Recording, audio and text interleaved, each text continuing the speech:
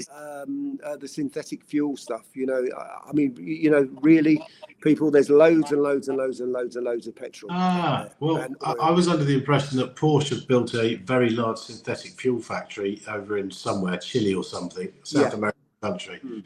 And that the synthetic fuel works perfectly well. I mean, Sebastian Vettel drove his Williams FW14 around Silverstone on it recently, I think. Yeah. But I was under the impression that it works well. It's just hideously expensive, like £4 or £5 a litre. But Porsche reckon they can lower that. Right. Basically, it's a trap. So yeah, if everybody goes.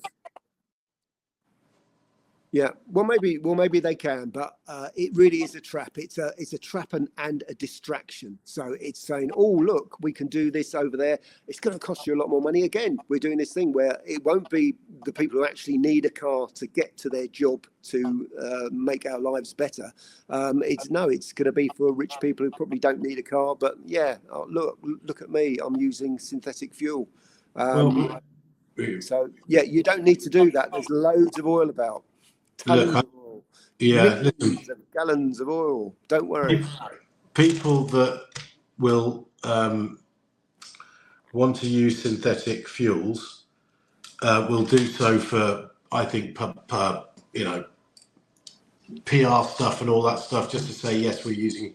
But when it comes down to it, if there's a choice between £1.50 a litre or £5 a litre, I don't think it makes much difference how much money you've got. I think people are just going to go for £1.50 a litre. Because if you're very, very rich and you can afford £5 a litre, you're probably putting in something that does bugger all to the gallon.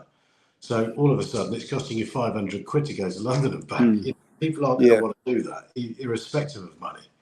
Well, what I would warn everybody against, I'll tell you what I did this morning. I had a bit of time on my hands and I went to a petrol station. And strangely enough, they had LPG there. They had E10 and they had diesel.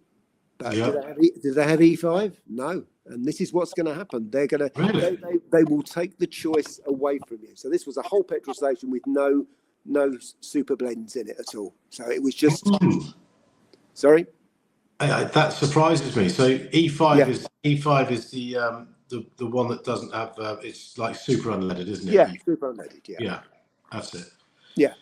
Well, that surprises me. I mean, my local garage has got no LPG. They used to sell LPG, but they stopped doing that a couple of years ago, which surprised me because I saw it being used quite a lot.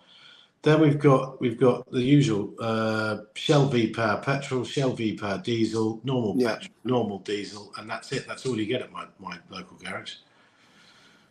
And I use the V-Power diesel in my car actually. Yeah, because it does make a difference. No, that's right. Yeah. So. Well, I mean, the thing is, if you talk to the Petrol Retailers Association, they only give you 5 years for E5. Whenever you speak to them, they'll always go, yeah, we can only guarantee it maybe for 5 years. So there is no guarantee about it. And I can see that happening, certainly to a government like we have at the moment, where it will appeal to them thinking, oh, no, what we'll do, we'll stop all those people driving old cars. There's going to be a lot of people who don't realise that, if you don't put E5 in it, your car's going to stop. I put into that. It's pre-2010. Everything made after 2010 need 10. Anything pre-2010, you've got to check. Yeah, you have to check. I mean, some stuff is quite amazing. I mean, sort of a lot of BMWs and Porsches and Hondas actually are fine. But a lot of others you do have to check. But I don't think a lot of people realise that because not everybody's into cars like we are. But again, this is the problem, is that you can think I won't take the expensive option, I'll just buy the cheap fuel. Well, you may not be able to buy the cheap fuel or the appropriate fuel for your car anymore, and they can do that.